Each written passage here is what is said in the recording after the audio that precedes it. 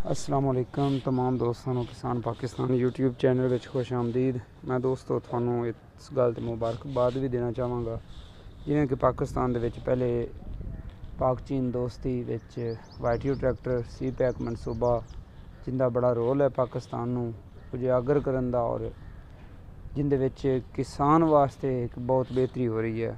ਤੇ ਜਿਵੇਂ ਪਾਕਿਸਤਾਨ ਦੇ ਵਿੱਚ ਪਹਿਲੇ ਚਾਈਨੀਜ਼ ਟਰੈਕਟਰ वाईटीओ ट्रैक्टर कंपनी जी स्टेट ओन कंपनी उस तो बाद लोवल कंपनी उन्होंने जी ट्रैक्टर वाली है उस कंपनी की ड्रोन मशीन है जी स्प्रेयर मशीन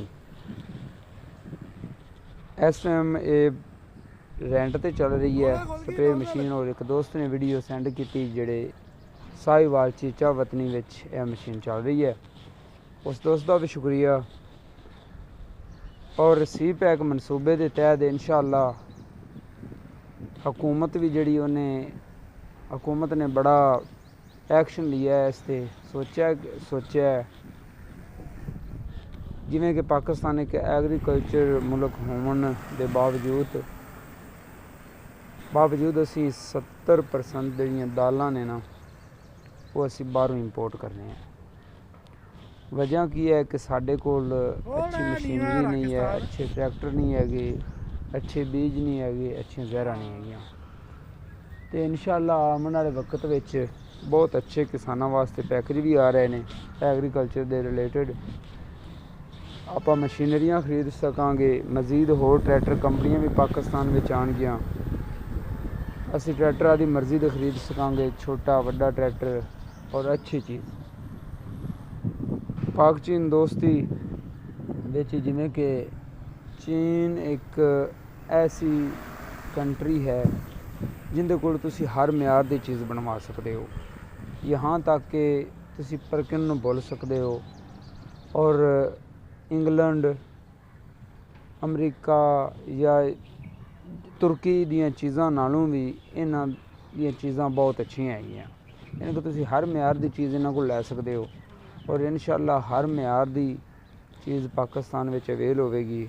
और इंशाअल्लाह हुण वक्त दूर नहीं कि पाकिस्तानी किसान जिद्दत की तरफ जाएंगे और असी जदीद मशीनरी चला सकांगे, जदीद ट्रैक्टर चला सकांगे और अपना वक्त बचा सकांगे और ज़्यादा नफ़ा हासिल कर सकांगे। जिमें कि वाईटीओ ट्रैक्टर तो बाद इस तरीके दी मशीनां जिमें कि ड्रोन मशीन आई है, इहदे नाल स्प्रे बहुत अच्छा हुंदा है क्योंकि इन्हें जदों उत्तों स्प्रे फेंकना है तो हवा नाल सारा स्प्रे जड़ तक जाना हुंदा। और ये इस टाइम भाई मैनुअल चलाई खड़े ने, इनू नोजल खुल गई है, इन मैनुअल चलाई खड़े ने। ये मोबाइल दे विच ऐप हुंदी आंदी जिंदे नाल तुसीं एंड्राइड मोबाइल तो घर बैठे चला सकते हो, घर बैठ के तुसीं अपनी फील्ड ते इहदे नाल स्प्रे कर सकते हो। स्प्रे इहदे विच तुसीं डालो, टैंकी खुद ब खुद जिहड़ा तुसीं प्लाट अपनी लोकेशन ते सिलैक्ट करोगे उत्थे स्प्रे करके जो टैंकी ख़त्म हो सी उत्थे बंद हो गए, उत्थों वापस उत्थों ही जाके हट के शुरू हो जाएगी, यानी कि ऑटोमैटिक है। और इस तरीके दियां इंशाअल्लाह कई चीज़ां हुण पाकिस्तान में वेखण नूं मिलणगियां और किसानां नूं चलाउण नूं मिलणगियां। वीडियो कैसी लगी कमेंट सैक्शन में ज़रूर दसना है। मिलते हैं जनाब अगली वीडियो नाल। पाकिस्तान जिंदाबाद, पाक फौज जिंदाबाद, पाक चीन दोस्ती जिंदाबाद, पाइंदाबाद। अल्लाह निगहबान।